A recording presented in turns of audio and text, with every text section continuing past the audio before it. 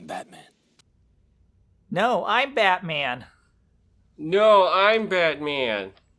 I'm Batman. Welcome to another episode of the podcast We Don't Know What to Watch, where we talk about who is the worst Batman and the best Batman and the real Batman. And what is a Batman? What is a Batman? Man. Man-Bat, Batman, Man man with a bat, And we should mention man who bit off the head of a bat. Ozzy Osbourne. Yeah. Although I don't think did he actually... That was a rubber bat. No, it was real. It was a real dead bat.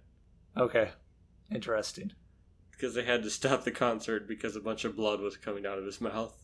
It's just gross. If you look it up, you can actually track down the guy who, like, they track down the people involved in the audience, and it tells the story from everyone and Ozzy's perspective. It's kind of a fascinating story. And Ozzy, you can't understand anything he's saying, right? Well, good thing it's a written interview. Oh, okay. So we should mention this is not a movie we spun for. This is our second Giant Size special, so this is Giant Size special number 2. Yes, because we decided. Well, we kept on going with the comic book theme. If you couldn't tell from the beginning, because we just happened to pick it. So we're watching Batman, not Batman the movie, not Batman Returns, not The Dark Knight. Not Batman Begins. Not Batman Ninja. Not Batman Continues. It's Batman. And funnily enough, like, you mentioned this movie and you say, I watched Batman, and people will say, which one? And actually, this is the only movie with the title just Batman. Because, like I said, the 60s version is actually called Batman the Movie. So... if anybody says they watch Batman, just assume they watch Batman 89. Yep, as it's now more commonly called. Yeah, so just to avoid confusion, Batman 89. It's kind of, I always found it kind of annoying when like movies reboot, but then they use the same title. So like the Fast and Furious, there's Fast and Furious, Too Fast, Too Furious, then they call one of them The Fast and the Furious. Fast and Furious has to be like, and it's not even reboot. Like they just continued, and it has to be the worst, like titled movies in sequel history. Because you have they got better with Fast 5, Too Fast, Too Furious. Then it went to was that a Tokyo Drift? Yes, because so it's Fast and Furious Tokyo Drift, and then they went to The Fast and the Furious. No, the first one was The Fast and the Furious, and then 4 was just Fast and Furious. And then you get like this weird combination of Fast and Furious because Fast 5, and then you have Fast and Furious 6, so they went back to both words, and then you have like Furious 7 and then Fate of the Furious. Fate of the Furious. It's just what and what are they going to do with number 9 now? Fastily and Furiously? How about just fine? Fastidious. Fastidious. Or facetious. Yeah, I don't know. They're like terrible titles. And then you have ones that don't get rebooted and it's continued on and on. Same exact title. Shaft is now on its 3rd movie in continuity called Shaft. That's true. That's just confusing. Watching Shaft. Well, there's like 17 of them in the same continuity without separate titles. But don't forget I think the Child's Play sequels, which were Child's Play 1, 2, and 3, and then they just started calling it like Chucky, Seed of Chucky, Return of Chucky, Bride of Chucky. Now they just have Child's Play again because they're starting all over with Mark Hamill. But then the original team is still going with Brad Dourif. Yeah. Speaking of Mark Hamill, he voiced the Joker for a while. Mm-hmm. And the Joker's in this movie we're going to talk about. It's Batman. Batman, 1989. And Kyle, you have a bit of more of a commercial connection with this one. You were able to see it in its original theatrical run. I was, and I believe that I went to it. I was, this came out in 89, and I would have been 10 years old, because I would have turned 11 in December of 89. So, yeah, I was 10 when this came out. And I'm actually not sure, because My family didn't go to the theater a lot, and when I was real young, I didn't get to go to the theater much. So I may not have actually gone to this one in the theater, but I do remember when it came out on VHS and renting it, and this movie was awesome. I mean, the hype for this movie. I was 10, so like I was like the right age for the hype of this You movie. were all in. This was, the toys were everywhere. Like just the emblem on the poster, and you couldn't go anywhere without seeing something about this movie coming out. So pretty much ruled that summer from what I understand. it did, and it was very hyped.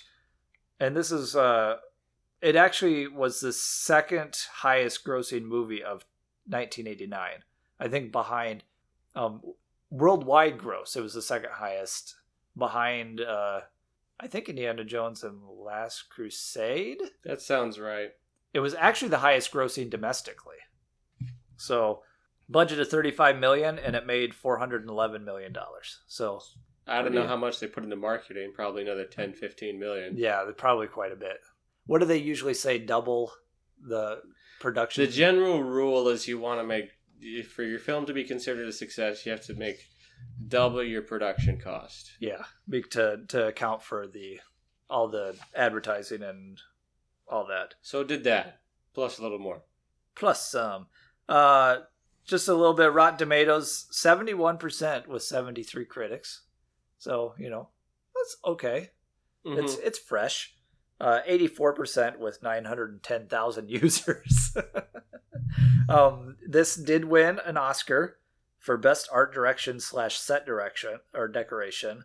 And one interesting tidbit that I want to know if this is true or not, but apparently Jack Nicholson turned down the role at first of the Joker.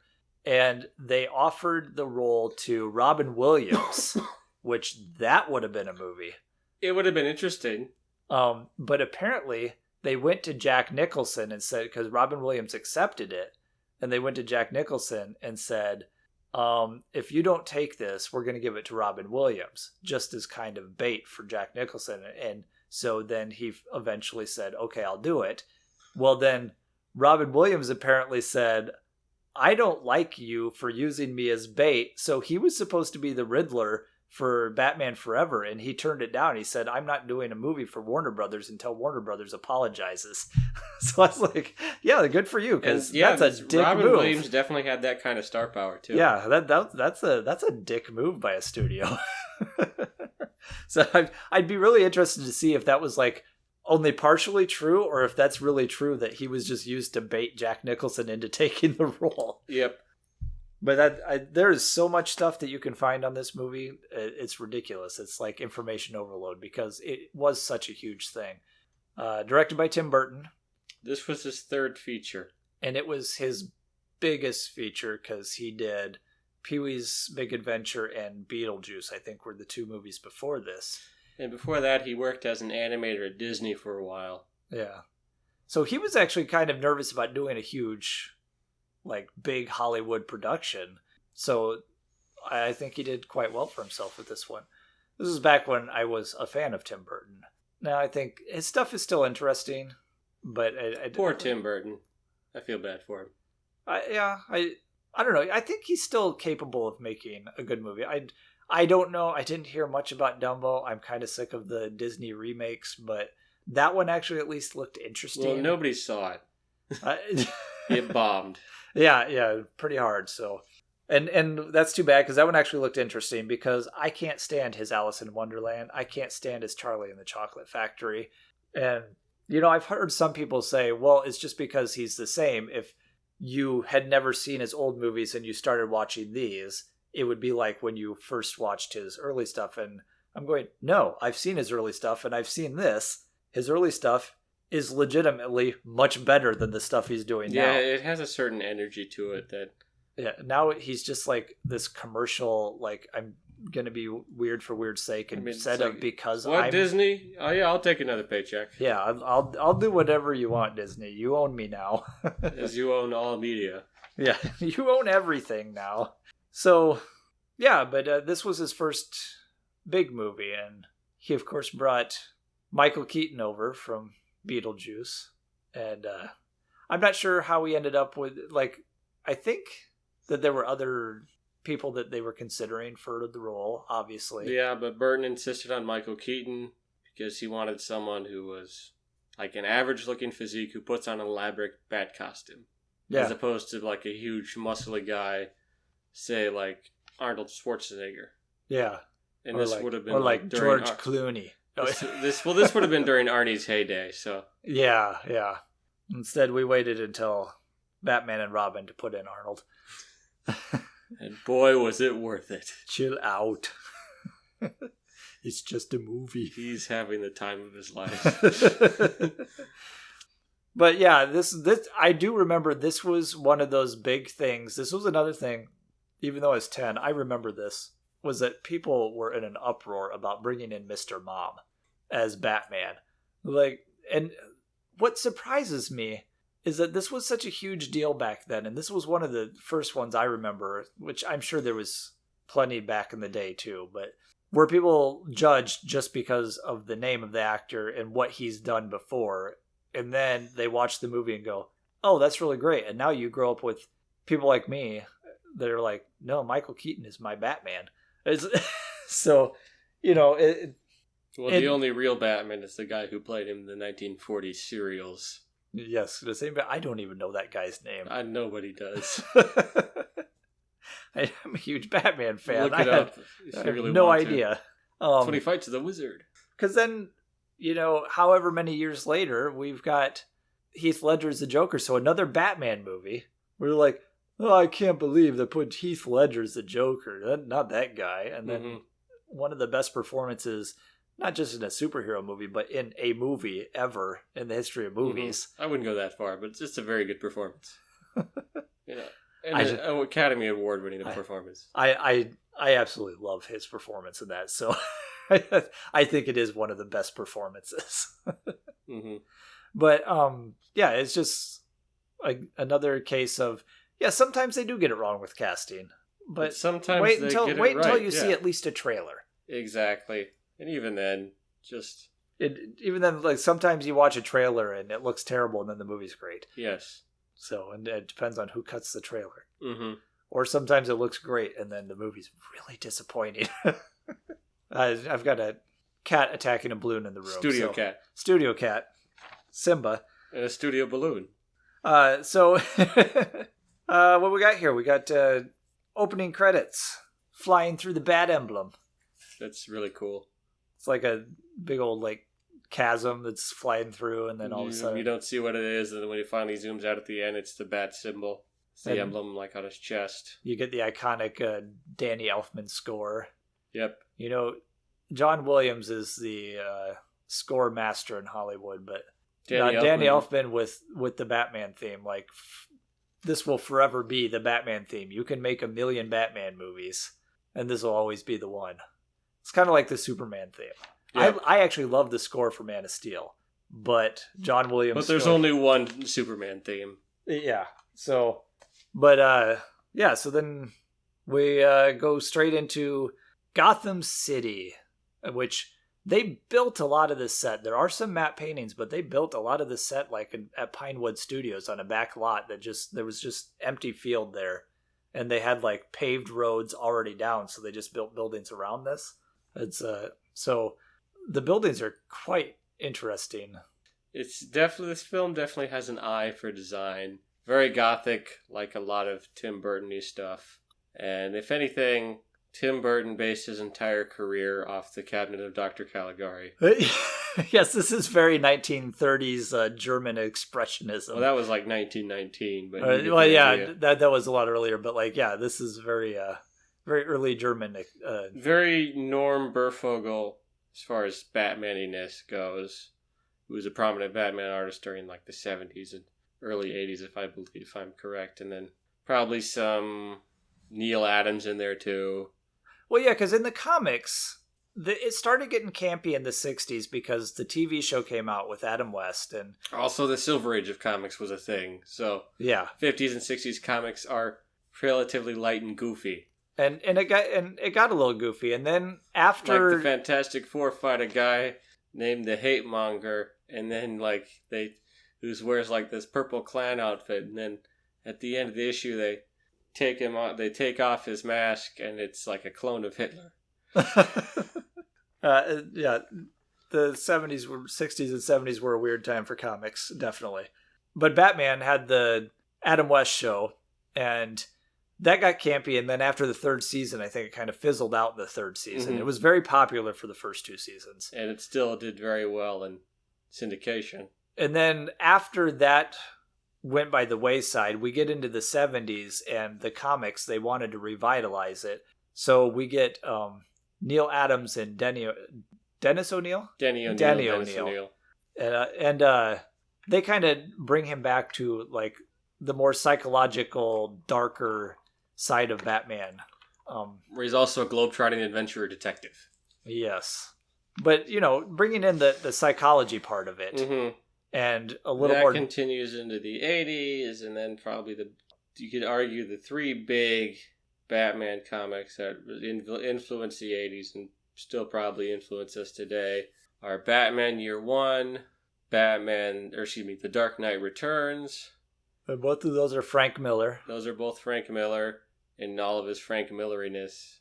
And then, of course, Batman the Killing Joke. Same era. Yeah. So this movie, they wanted to get away from... They were trying to bring it a little darker to the big screen, which, you know, Tim Burton's a good guy to do that for. Mm-hmm. They wanted to get away from the campiness of the 60s TV show and bring in something different. So you got all these... And then, of course, you know, that's taken too far. And then we get, you know... We kind of rotated back into the campy. These things run in cycles with Batman. He's been around so long. There's been so many versions of it. He's almost like a pick your poison. It's like when you go to like the Coke Museum and you can have all the different kinds of Coke. That's pretty much Batman. Yeah. Pick your flavor. And the nice thing is that it's a comic book character, so like it's open to so many different interpretations. Mm-hmm. If your favorite one is Adam West, that's great. Good on you. If your favorite one is Ben Affleck, that's great. Yeah, like whatever. Favorite one is Lego Batman? That's great. I think as long as you like Batman, you're on the right track. Mm-hmm. But into the movie here, you start out with like a family trying to get a taxi cab. They go down a dark alley and they get mugged. And this is the introduction to Batman, because he swoops in because he's up on a rooftop and he hears someone screaming, and he swoops in to save the day and beats up the muggers. Yep. And then you get... What are you, man? you get the one of my favorite lines, because he gets all like high-pitched like he just went through puberty. What are you? I'm Batman. Yep. And apparently that was actually a Michael Keaton line. Like, he came up with the iconic I'm Batman, which seems so obvious, but he was actually supposed to say something like, Your worst I nightmare. am the Dark Knight. I am the worst nightmare or something like that. Yeah, some weird line like that. He goes, what if I just say I'm Batman? And he also was a little concerned about the fact that people would find his identity too easy because he's Bruce Wayne. So he's the one who came up with the idea of, I'm just going to do the voice a little lower. So now that you have like the Christian Bale...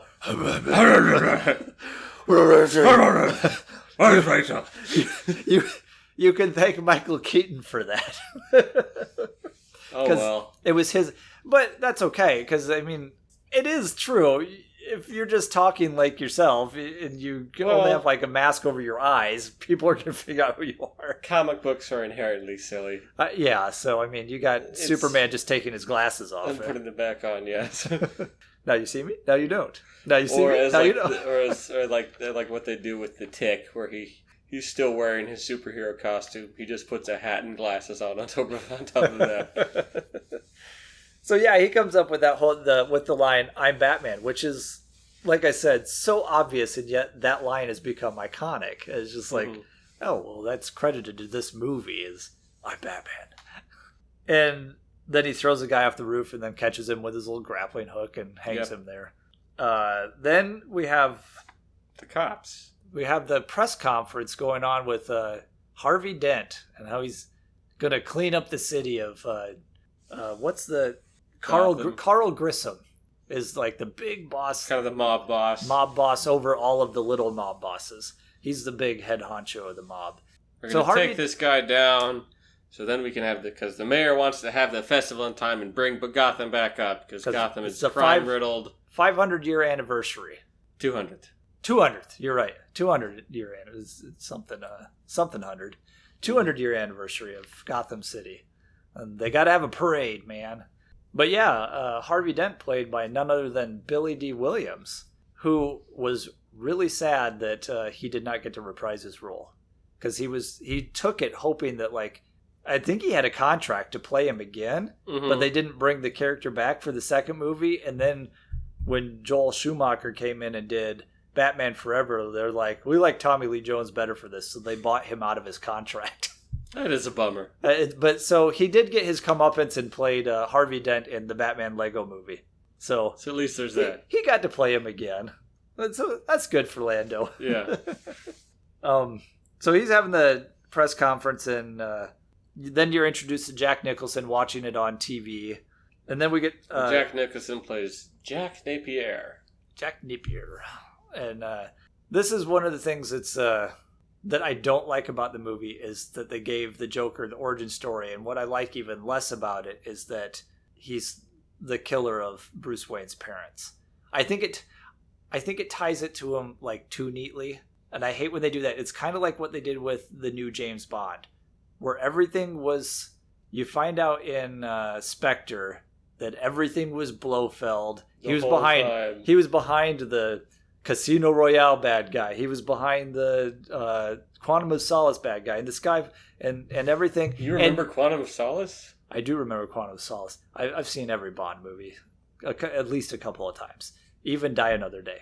But then also they went even further, and it was like, oh, they were like stepbrothers or something like that. And I'm like, no, just no. More recently, Hollywood's been on a bit of a kick of the I'm the author of all your pain sort of thing. Yeah. And I didn't like that about this movie because one of my favorite things about the Joker is he is an enigma. He's more of an enigma than Edward Nigma. Hey! He's scarier when you actually don't know where he came from. He's scarier when he's just a crazy guy. Yeah. And that's why I like Heath Ledger's performance so much, because he's also like, you have no idea. He gives multiple backstories. Yeah, like, is he crazy or is it an act? Yeah, and you don't know. And the fact that you don't know is the scariest thing of all. Whereas like this is just another mob guy is the Joker. Well, to be fair, for a long time the Joker was just a mob guy with a gimmick. Yeah. Because in the comics, didn't he have the origin of being like the Red Hood or whatever? So, yeah. And that's just something I don't like that whole thing, because I like it better when you don't know who he is. That being said, I love Jack Nicholson as the Joker. He's having fun. It really is Jack Nicholson as the Joker. He's played Jack Nicholson. Yeah. Whereas I think Heath Ledger is the Joker. He played the Joker. Jack Nicholson is Jack Nicholson as the Joker. Yeah. But you know what? Like, it's so much fun to watch. He's having fun. And I like his version of the Joker because he's scary because he'll kill you, but then he's also spouting terrible one-liners. Yeah. I think Jack Nicholson has actually said that the Joker was one of his favorite characters to play. And did he get an Oscar nomination for this? Or am I thinking wrong? Probably wrong. No, because it was just the Oscar win for Best Art Direction. Mm-hmm. So I don't know if there was any other nominations. Which well deserved, because what I like about this movie and with the Tim Burton Batman movies is Gotham City is a character. Yeah. In some of the best Batman stories, Gotham City is a character in and unto itself. And I liked his idea of Tim Burton didn't want this to be any time period. So he's got like this mix. Like some of the cars look like they could have been from the 40s. New York looks like this Gothic architecture. But then it's crime-ridden like New York of the 1970s. Yeah, and he even said he wanted it to be like an alternate universe New York.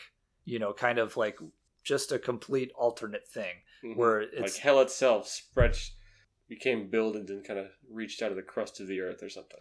Yeah, and so Whatever I think the quote is, there's a certain quote about it. I think that the art direction is superb, and the set decoration and all that stuff. The production design. All of that is great.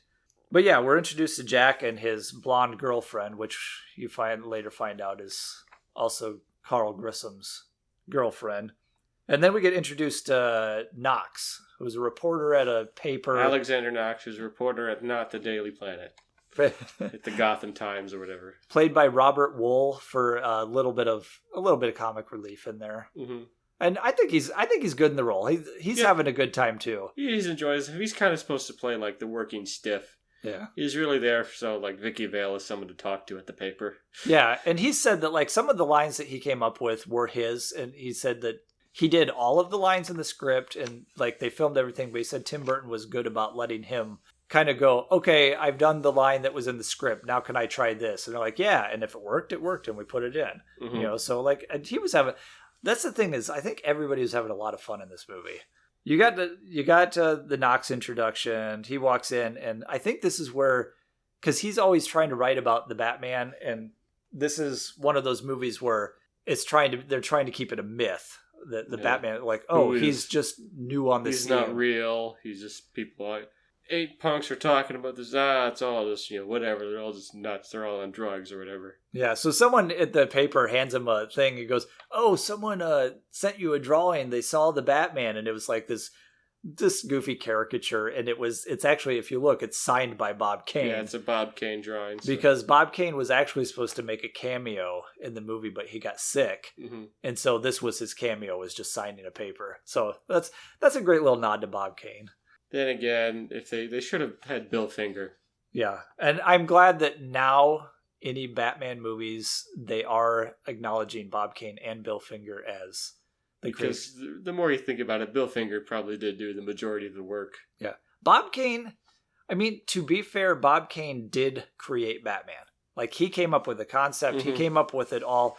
Bill Finger put in all the work. Of that makes Batman who Batman is, and costume, and his artwork on it, and his ideas for the artwork and all that. So yeah, so Bob Kane technically did create Batman, but without Bill Finger, you're right. Like, we wouldn't have Batman as we know him today. Oh yeah. So I'm glad that he's finally getting acknowledgement for that in any movie that comes out. This is a very dirty town, so dirty cop talks to Jack. I mean, this feels like very almost Taxi Driver-esque, sort of like New York at its worst. And so he talks to Jack. It's getting money about where people are going to be and taking care of things. So Jack works for Carl Grissom and played by Jack Palance. And they kind of own different cops just to help get away with their crap, like the mob does. Corrupt cops, all that's very much all those tropes that we love so much. Yeah, then we get introduced to Vicki Vale. So we get a lot of introductions pretty quick in the movie. She comes into the newspaper, and she's a famous photographer, and she's National Geographic news photographer. Yeah, and she did for Time magazine. She covered the revolution of Corto Maltese, which is fun because that's a fictional country in the DC universe. It's like someone in a Marvel movie talking about Latveria. Yeah. And she wants to work with, she thinks it's interesting what Knox is coming up with Batman, and she says, I want to find him for real and take his picture, and then you can publish the story. We're going to win a Pulitzer or whatever you win in newspapers.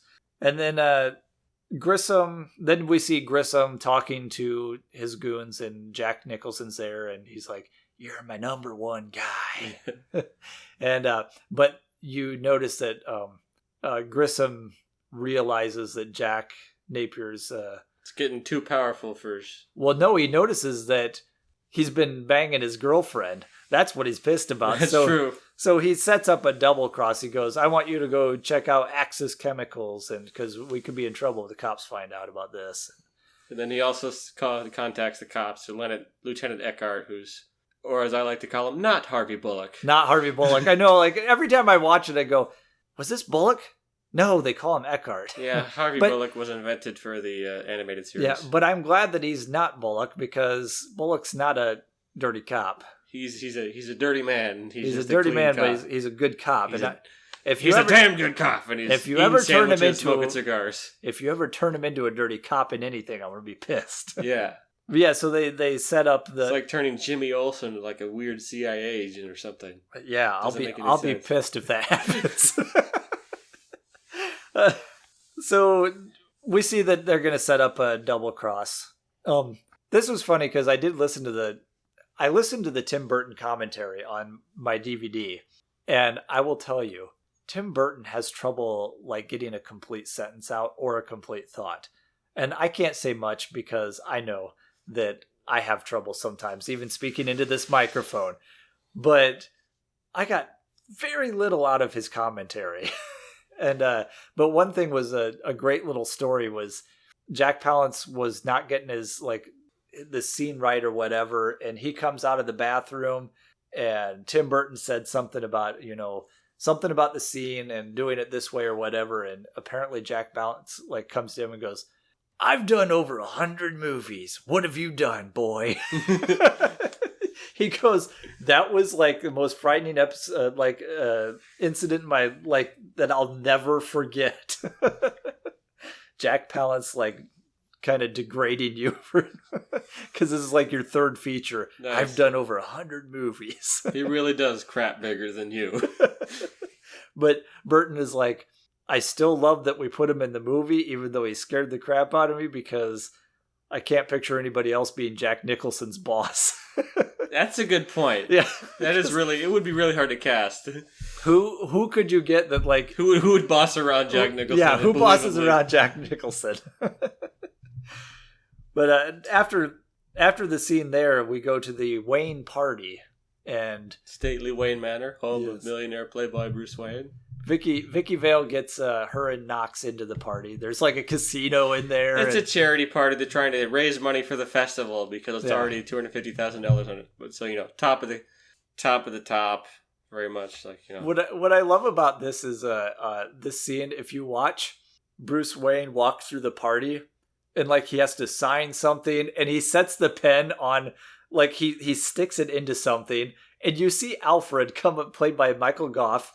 He comes up behind and picks up the pen, and then you see Bruce Wayne go and like take a sip from champagne and set it on the edge of the roulette table, the craps table, and then Alfred's just behind him and grabs the glass and sets it next to the pen on his tray. He's just like following around. It's a fun little tracking shot that just kind of establishes their relationship that I really enjoy. Like he plays Bruce Wayne like really aloof and like just like kind of not quite there.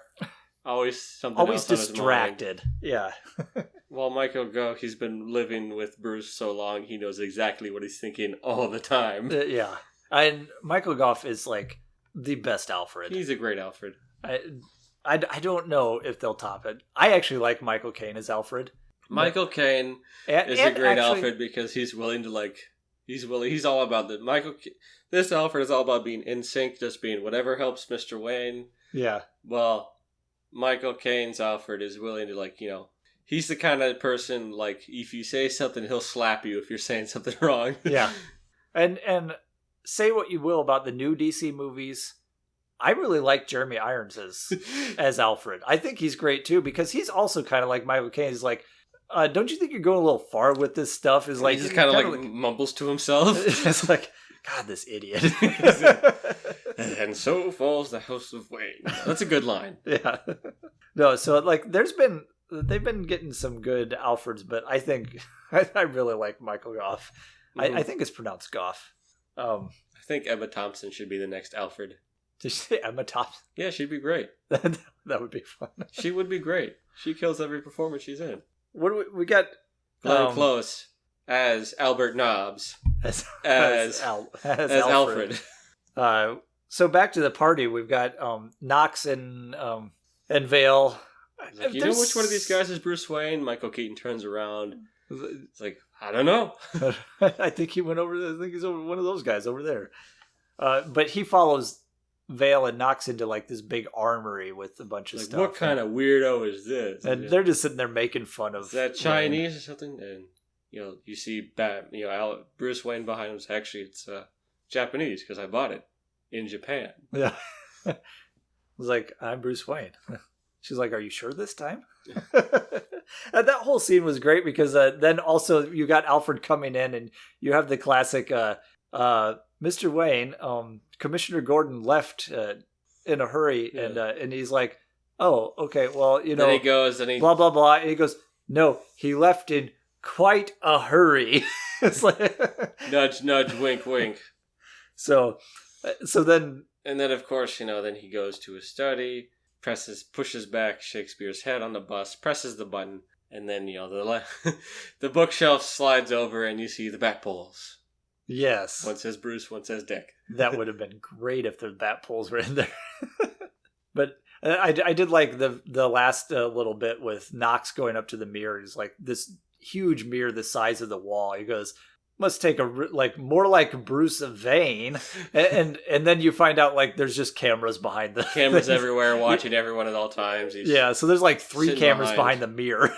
Which I'm not sure why you need 3 pointing the same direction behind a mirror, but just for effect. Yeah. So yeah, you got Bruce in the Batcave, and he finds out about the Axis chemical tip because he's got cameras and microphones everywhere, like you said. He was able to rewind it, listen to it very closely. And then we go get the big Axis chemical showdown with Nicholson's there with his goons, Bob the Goon. Bob the Goon! Bob the Goon is the greatest Batman character ever. I think, wasn't he in the movie just because he was friends with Jack Nicholson or something? Probably. I forget. I wouldn't doubt it. I don't know who the guy is. I think it's Tracy Walter is his name. Yeah, that's right. I'm sure he's talked about it somewhere. But yeah, he's a great goon. He's Bob the Goon. Bob the Goon. He had his own action figure. He did. You're right. And I'm sure you had it at one point. We didn't have a lot of money, so I didn't have a lot of toys. I had a lot of He-Man toys. I'm sure your friend had it. If your friends had it at some point, someone had to. You can buy an in-box new Bob the Goon for about $10. That's a deal, man. For Bob the Goon, the best action figure, best character ever.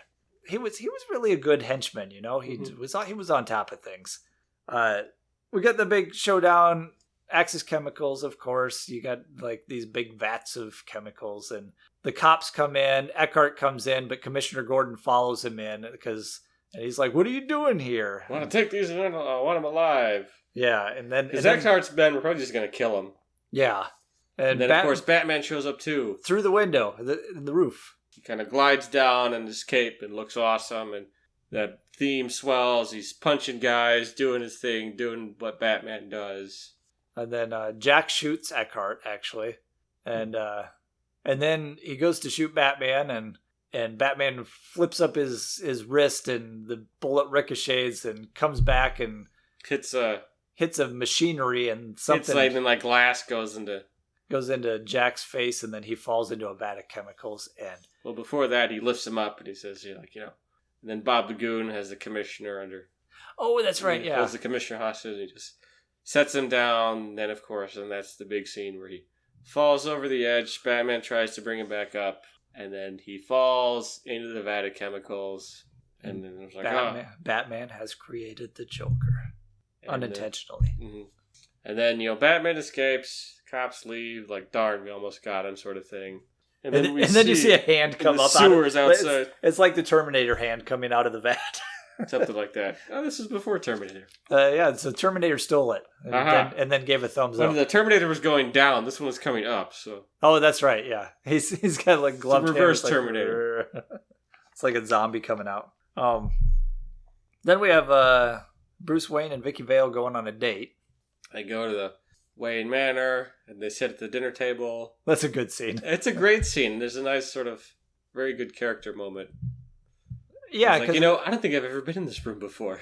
Yeah, because it just shows that he inherited this wealth and he doesn't know what to do with it. He doesn't want all of this. He doesn't really know what to do much of anything. Yeah, so he wants to just go out and avenge his parents' death. And so then what's great about that scene is they're sitting at a table that's 25 feet long, and they're both at opposite ends because you can't just sit next to it. But then they decide, oh, what are we doing? Let's go somewhere else. And they go and eat in the kitchen with Alfred, and Alfred starts telling stories about Bruce Wayne as a child. Alfred being charming. Yeah, and it's a great Alfred scene. I'm glad they give him stuff to do in this movie. It's pretty cool. And then we go back to Jack. He goes to get surgery on because he's all white now. Mm-hmm.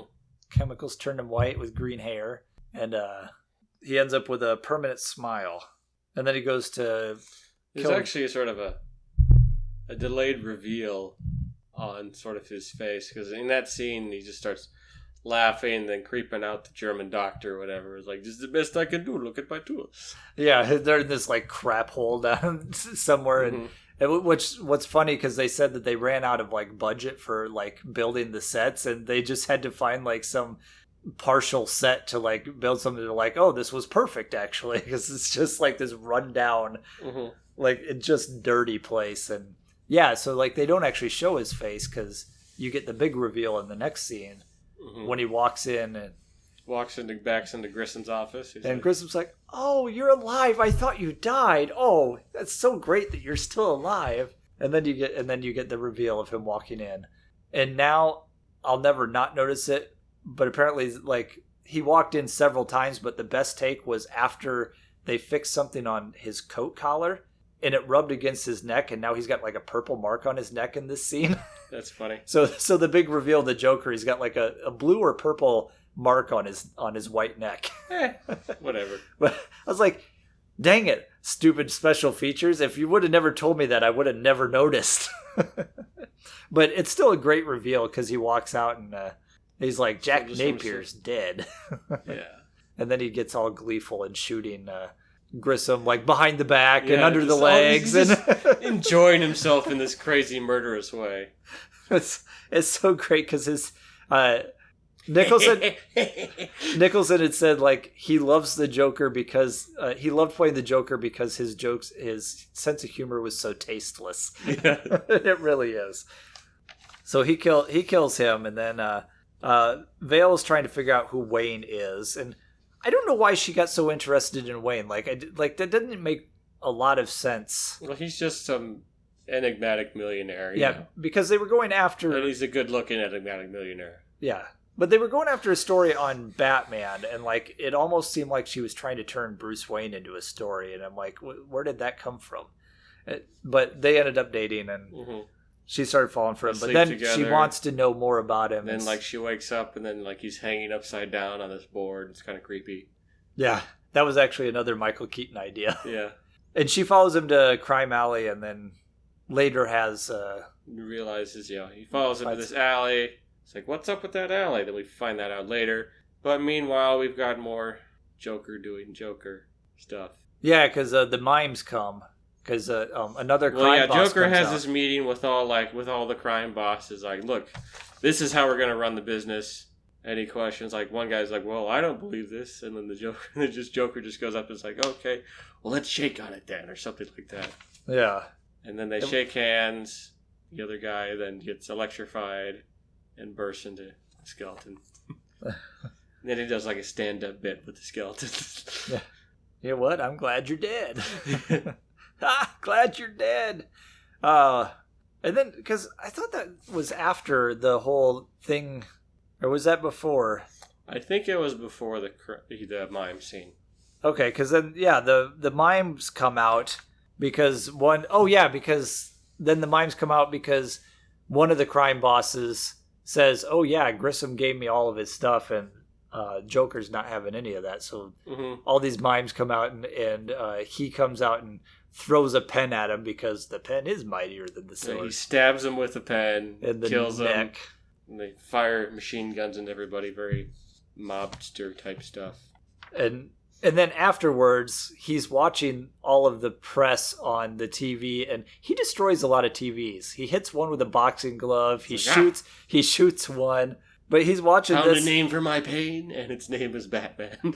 and one of my favorite lines from the movie comes up in this part where he's watching the press conference, and they start talking about Batman, and can anyone tell me what kind of a town we live in where a man dressed as a bat gets all my press.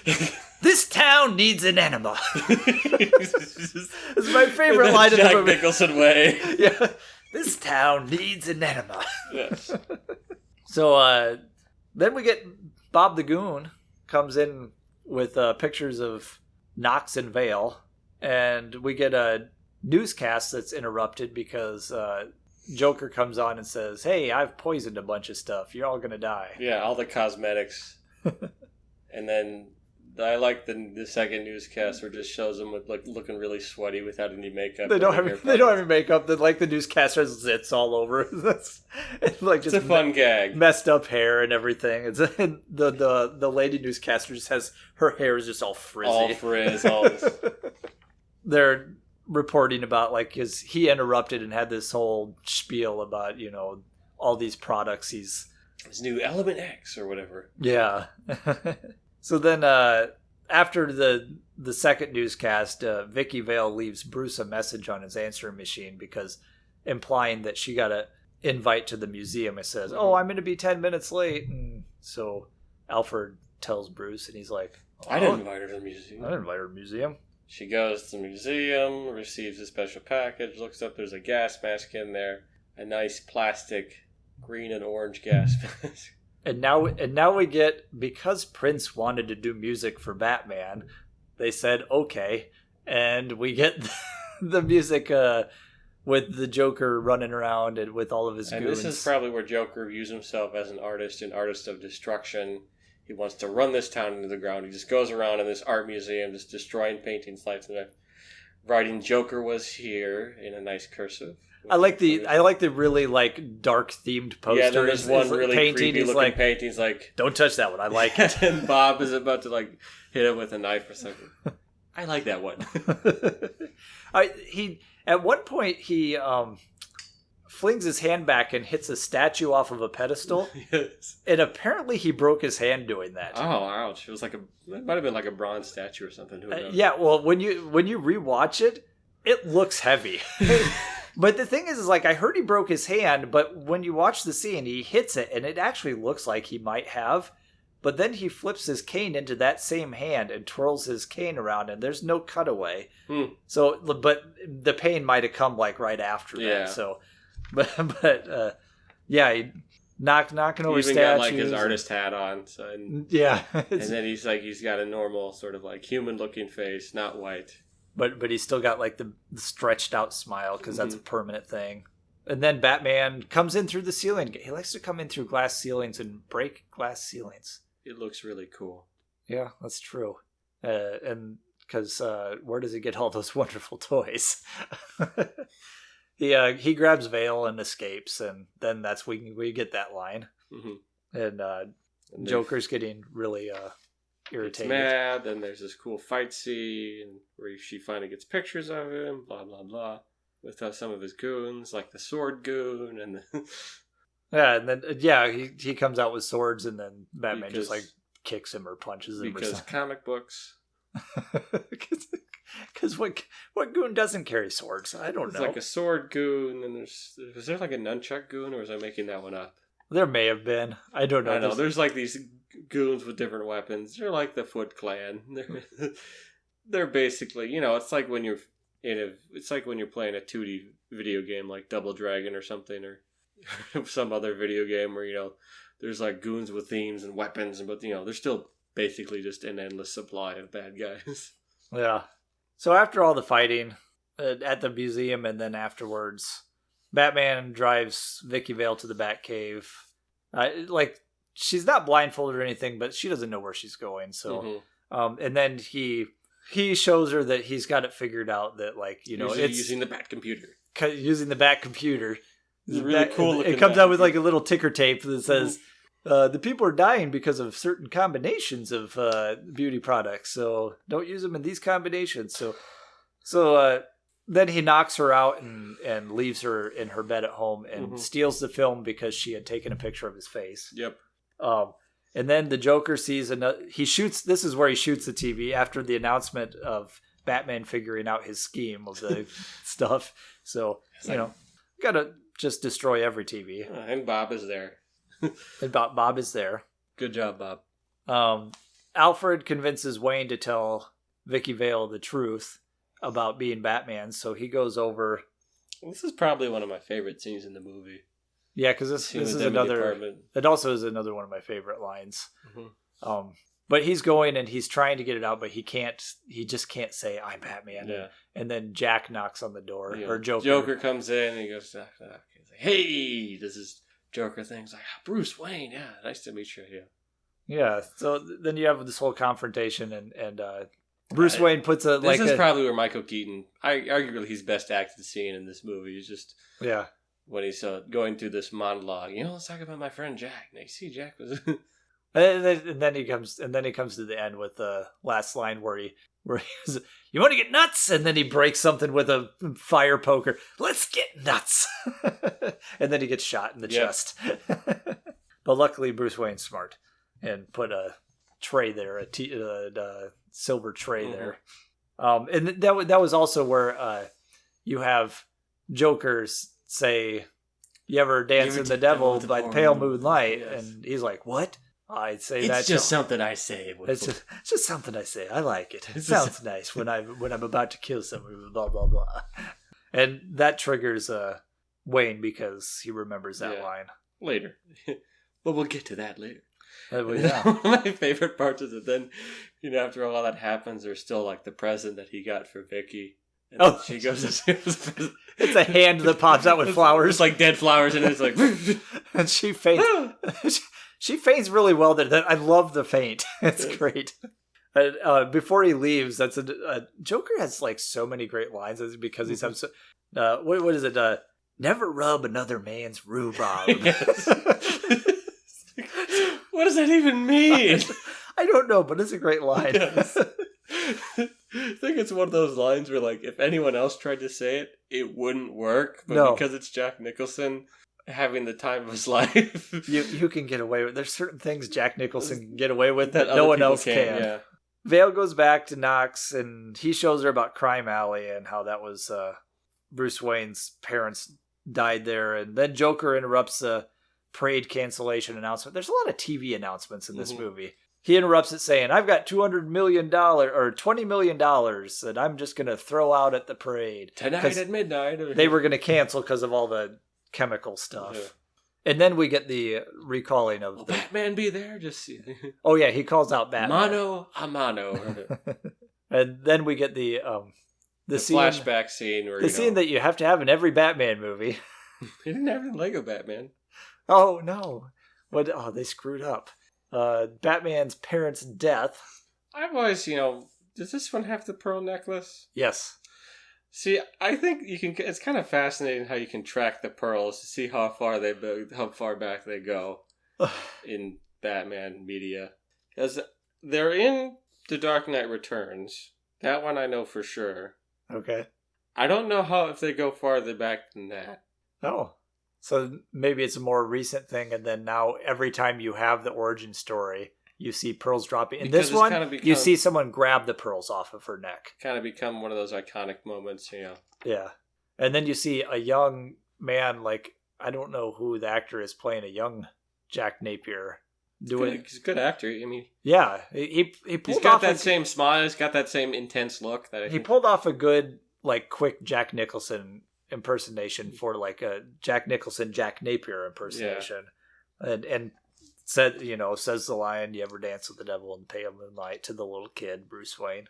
So now that we got that out of the way, the Batman origin story, Vale shows up. It's kind of fascinating because that comes very late in the film. This is almost like an hour and a half into it. Yeah, and then you finally get his... Because at the moment, it really just kind of assumes the origin of Batman, which... most people do. But I like how they did it because you don't know the origin for the beginning, and they're trying to keep it like within the story. Mm-hmm. They're keeping it like a mystery. Who is this guy? Is he for real? Whereas if you get the origin, then it's like, oh, well, he's he's not a myth, but like you go, oh, who? Like, what is this guy? Mm-hmm. I mean, obviously as an audience member, it's Bruce Wayne the whole time, but it's still like.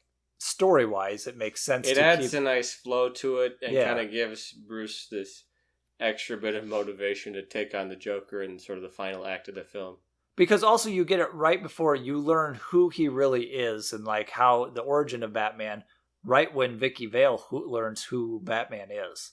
Because she walks, then we cut back to the Batcave, and she walks in because Alfred let her in. Mm-hmm. And they talk and, is this going to work? You and have all to that do this. stuff. Like, yeah, I got to do this. But then Batman is like, yeah, I got to go, man. I got to go blow up a chemical plant. Where Joker's hideout, and he goes, and this is where it's like, people are like all mad at Batman v Superman because Batman kills everyone. He's dropping bombs and destroyed an entire chemical plant filled with bad guys in this movie. Don't forget, he blows up a guy in Batman Returns, but Yeah, so like Batman killing, not killing. Sometimes he does, sometimes he doesn't. It fits the story. Yeah, it was fine. And the Joker gets away. Hey. And the Joker gets away. Hey. The Batmobile lost its wheels. And Robin laid an egg. Because, because he's sure he dropped the bombs from the wheels. Yes, and Robin is sure not appearing in this film. Yeah, the Joker gets away and he has his parade. And because I don't remember, is it because they didn't kill Batman that Joker asks for Bob the Goon's gun? He says, "Can I have your gun?" Well, yeah, he's mad because he takes all of his balloons that he spent so much time for the gas to kill everyone with. Oh, that's right. Because when he's throwing money, it's just fun. We got Prince songs playing. More Prince songs. And it fits. Yeah. It's fun. It's a good scene. Yeah, and the greed going everywhere. People looking for the money. Then he says, all right. Have some? Gassing the city. Now I have to wish you goodbye. And he's got these big party balloons that he tries and gasses everyone in the city. And then Batman comes with a Batplane, and it has a little hook on the front for balloons because that's convenient. And of course, then we get one of the best shots in the whole movie where the Batplane kind of goes up and stalls a little bit. In front of the moon. Yeah. To make the Bat logo. Very iconic image. Goes through, and then he's like, he's got a plane or something like that. It's like, Bob, can I have your gun? So he gives a gun for Bob, and then he shoots Bob the Goon, which is very sad. It's a very tragic ending to Bob the Goon. Mm-hmm. Shot with his own gun. Poor Bob. That he actually handed over to the person who shot him. Loyal to the end, Bob the Goon. See that loyalty, Joker? He handed you his gun. Mm-hmm. You should see his loyalty. Why are you shooting him? And then Joker pulls the infamous long gun out of his pants. I like that scene. It's a fun gag. He just kind of pulls and then pulls and pulls and pulls. And I love that he uses just a really long handgun to shoot the Batplane, which actually crashes it. Crashes into Gotham Cathedral.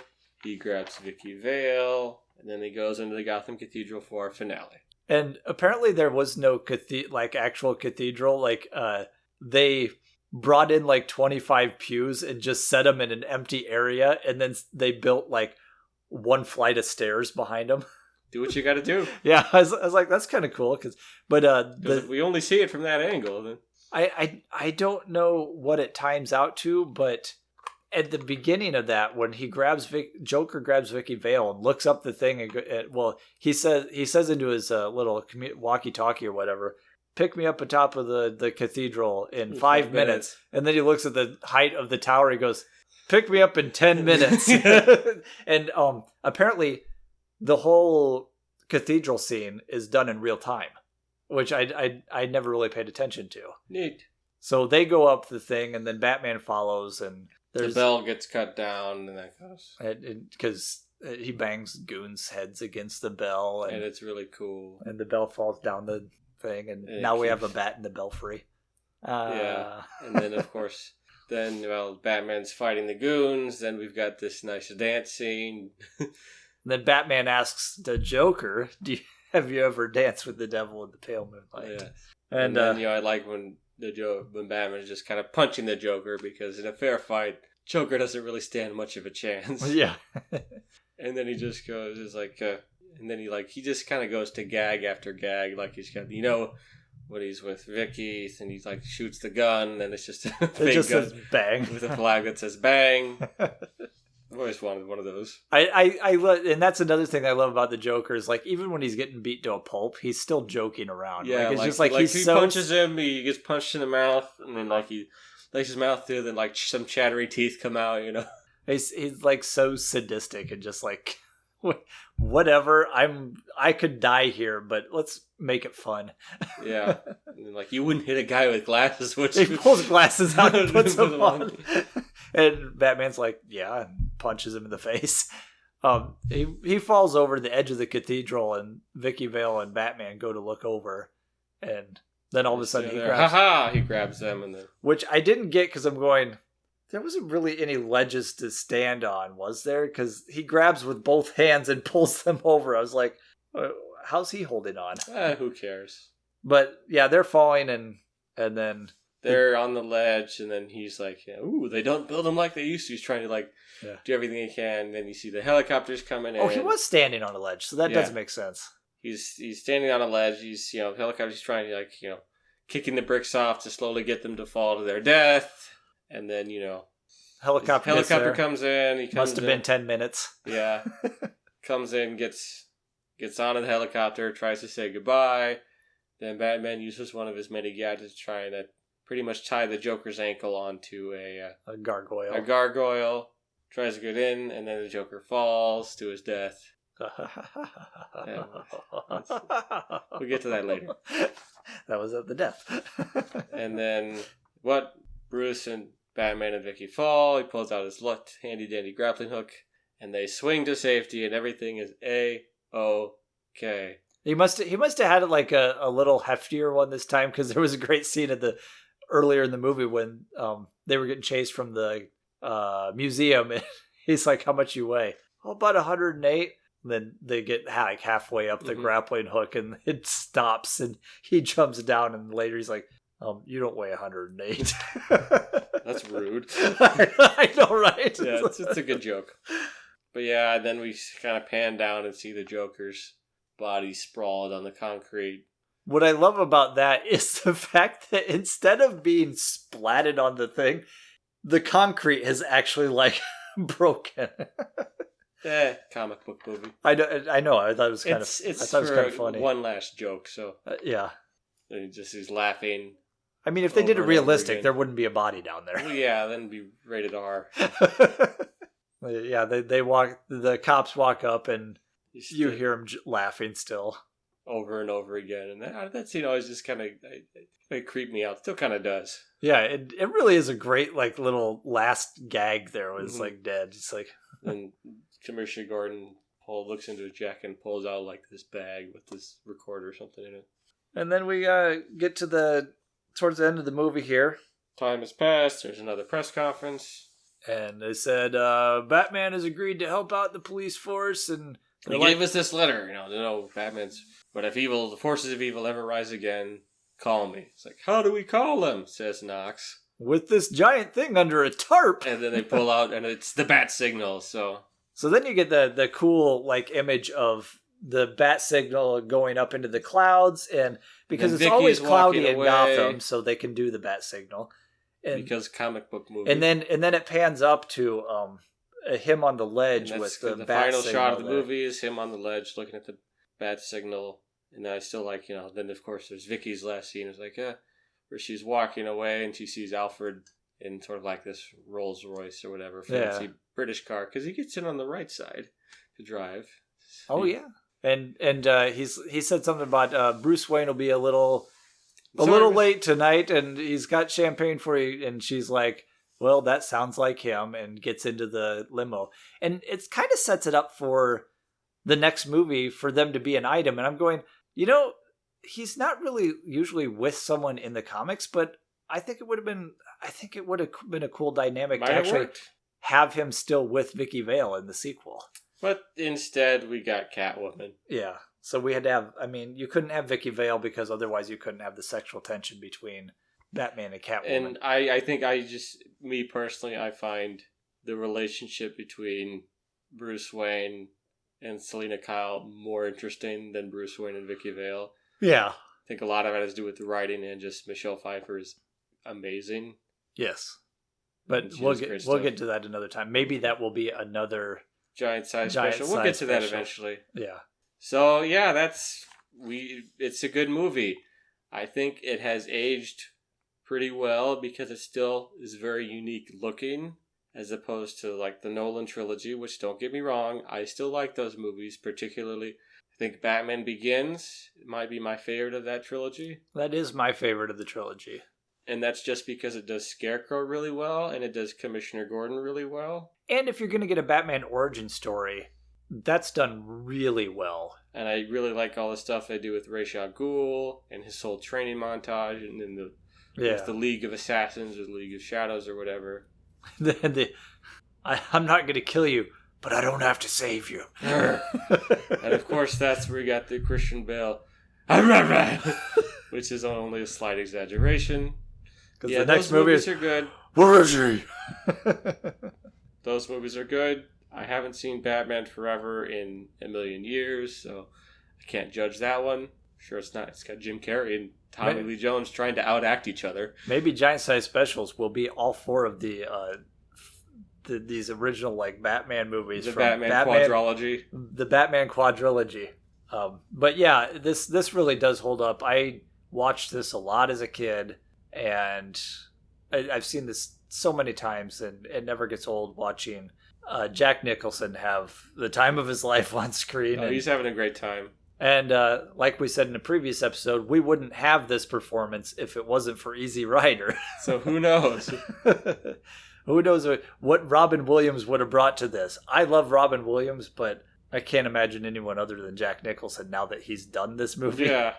Playing in this particular role. That particular version of the Joker, he does great. It's almost like a Cesar Romero Joker, except he's allowed to kill people. Yeah. And the only downside to this one is, one of the downsides is the suit, because this was new territory for like comic book movies. This ushered in a lot of stuff, later, but the suit is like all rubber and stuff. So like Michael Keaton could not turn his head in this, so he had to turn his whole body, but he also couldn't hear in the thing. So he actually attributes that to actually helping with the character, because he wanted Batman to be like, when he's in the suit, be more of an internal person, like kind of like not paying attention to like all the people around him, but like being like this deep in thought and internal. Mm-hmm. And he said it helped to not be able to hear anybody outside of him, because then I wasn't paying attention to those people. I was just paying attention to what I was doing. Mm-hmm. And so that really helped with that. One thing we didn't mention was... It's a cool suit. It is a cool suit. And this is where we get the... black and yellow. The black and yellow, which has now also become a thing. Like, that's... I don't know if it came from this movie or was in the comics first, but it didn't come till like the 80s. Yeah, black and yellow was more the 80s. Before that, then there was always, the sort of the gray and blue was sort of the... Yeah.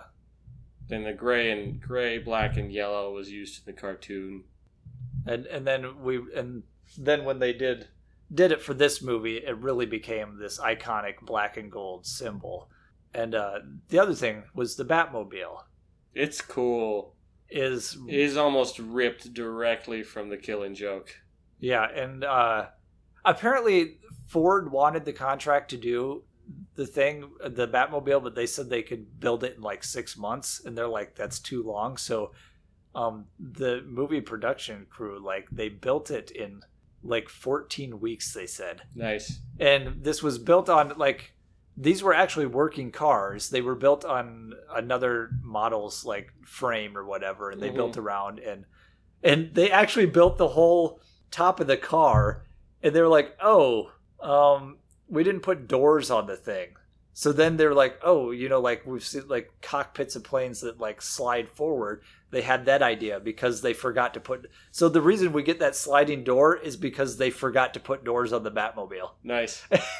And Burton had also mentioned that the Batmobile actually did hit like really fast speeds, and it did everything that you see it doing. Like, it was all practical stuff, and it actually hit really high speeds, but like they couldn't even hit the high speeds because the set was too small, so they couldn't get Mm-hmm. up to speed and show what the Batmobile could really do. And so I found that interesting. Is like the Batmobile was actually even cooler in real life than it was on the screen because the streets were too short for them to Mhm. actually get up to speed with it. So yeah, the Batmobile design was cool. The Batsuit was cool. The movie was couldn't cool. move around in the Batsuit, but it's a really cool Who looking cares? suit. It works. It was a really cool looking suit, and Michael Keaton, despite being Mr. Mom and being a comedy actor, He did a pretty good Batman. He did a very good job, Batman. And so the movie is well worth a look.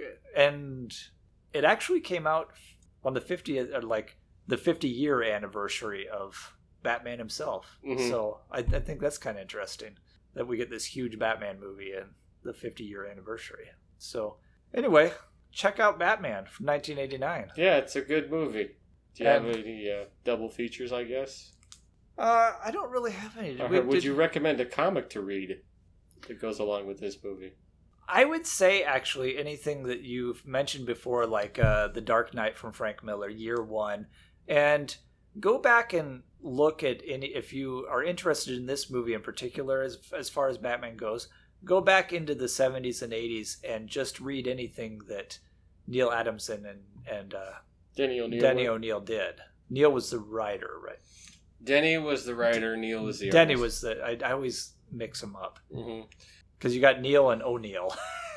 And I would recommend Batman White Knight as that's a great 12-issue miniseries. You can read it all in nice one big trade. Or it's a great, maybe 8 issues. I don't know. It's a great miniseries.